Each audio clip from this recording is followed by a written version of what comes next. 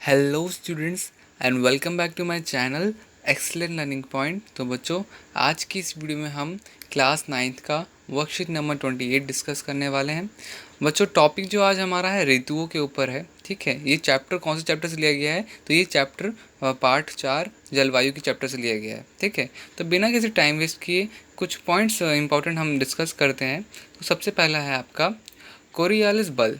तो बच्चे, कोरियालिस बल क्या है? तो पृथ्वी के घूर्णन के कारण उत्पन्न बल को कोरियालिस बल कहते हैं। इस बल के कारण पवनें उत्तरी गोलार्ध में दाहिनी ओर तथा दक्षिणी गोलार्ध में बाईं ओर विक्षेपित मतलब कि मुड़ जाती है। इससे फैरल का नियम भी क्या कहा जाता है? इसे क्या कहा जाता है? इसे फैरल का नियम भी कहा जाता है।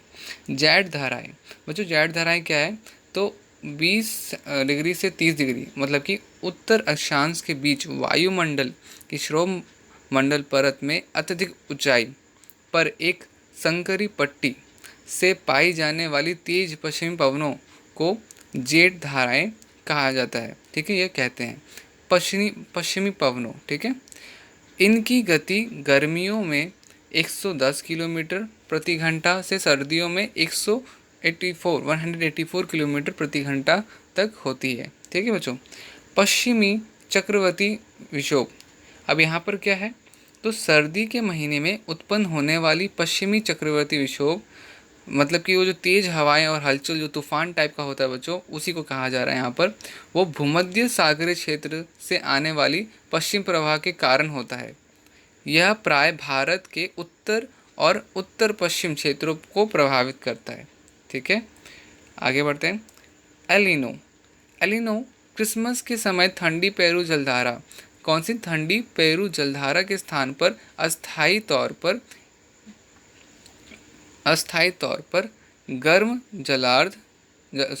जलधारा के विकास को एलिनो का नाम दिया गया है। ठीक है बच्चों, तो एलिनो क्या है? बेसिकली गर्म जलधारा जो होती है, जो कि अस्थायी होती है। ठीक है, ज़रूरी नहीं है कि हमेशा आए, हाँ, मगर हर 2 साल 2.5 साल के बीच में एलिनो आता है। मतलब कि ये गर्म जलधाराएं का विकास होता है। ठीक है, तो इसे एलिनो कहते हैं। मानसून। बच्चों, अब आते हैं मानसून पे। मानसून क्या होता है? मानसून शब्द की उत्पत्ति अरबी मतलब कि मौसमी से हुई है, तो जिसका शाब्दिक अर्थ होता है मौसम। ठीक है, मौसम क्या होता है बच्चों? मानसून या मौसम क्या होता है? तो मानसून अर्थ है एक वर्ष के दौरान वायु की दिशाओं में ऋतुओं के अनुसार परिवर्तन। ठीक है बच्चों, जहाँ पर हवाओं का चेंजेस होता है, जहाँ पे आपके वायु की दिशाओं में अंतर आते रहते हैं। ठीक है, जिस वजह से कुछ ना कुछ हमारे जलवायु, हमारे मौसम में परिवर्तन होते हैं। ठीक है, तो मानसूनी जलवायु का एक विशेषता विशिष्ट मौसमी प्रतिरूप होता है, जिससे मौसम की अवस्थाओं में बहुत अधिक परिवर्तन आता है। तो सारा काम बच्चों यहाँ पे वायु का होता है, पवनों की ये हवाएं होती हैं, जिस वजह से आपका सारा का सारा मौसम डिपेंड करता है। जो बच्चे, वैसे आपका जो ये मानसून है, ये बेसिकली भारत में 4 टाइप का है।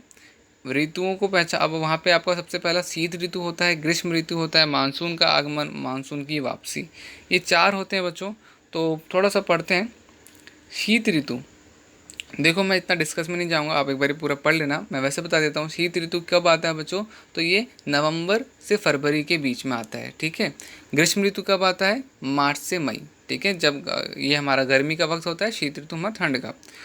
अब यहाँ पे उत्तर पूर्वी व्यापारिक पवने स्थल से समुद्र की ओर बहती है। तो यहाँ पे जो हवाएं हैं वो कहाँ से?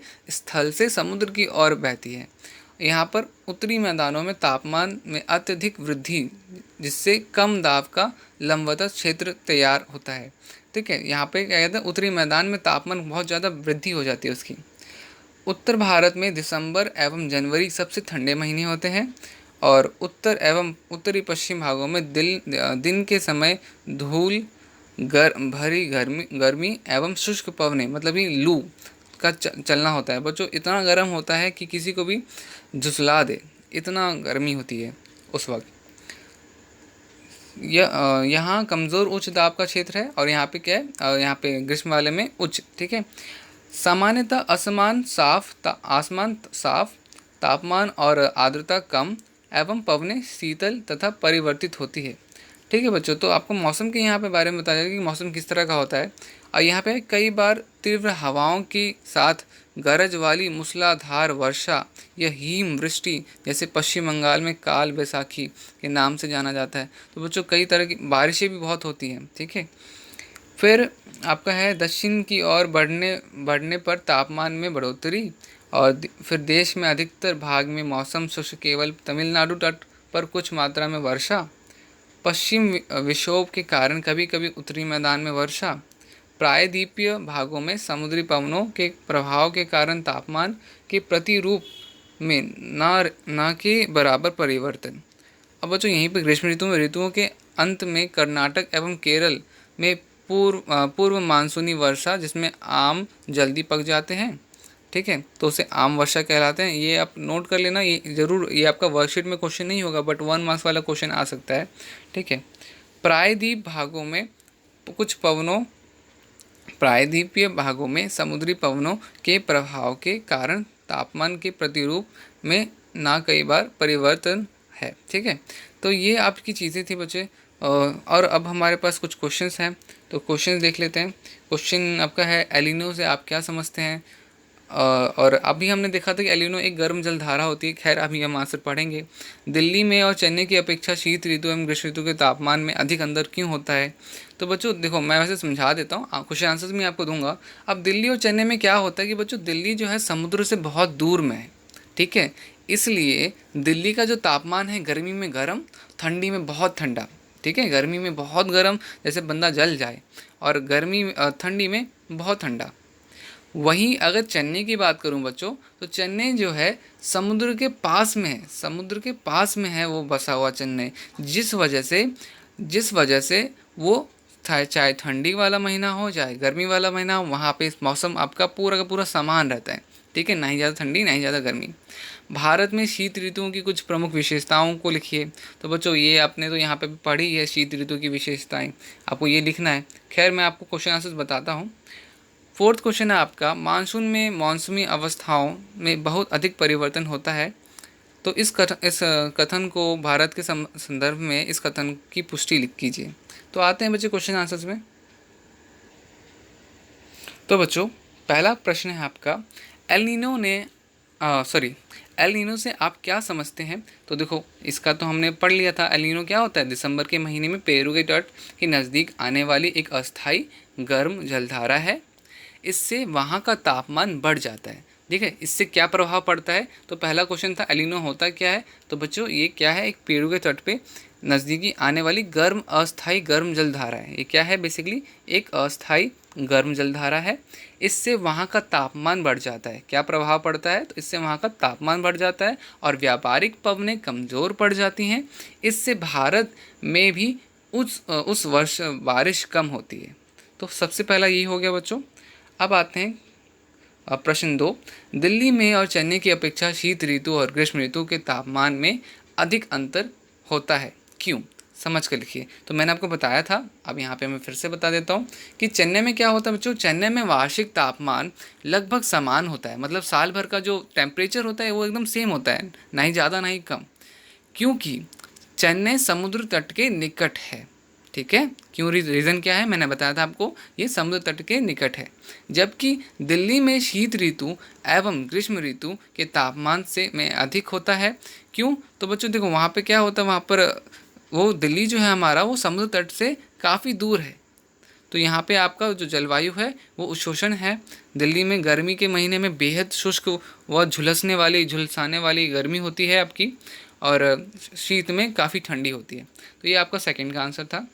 भारत में शीत ऋतु की कुछ प्रमुख विशेषताएं।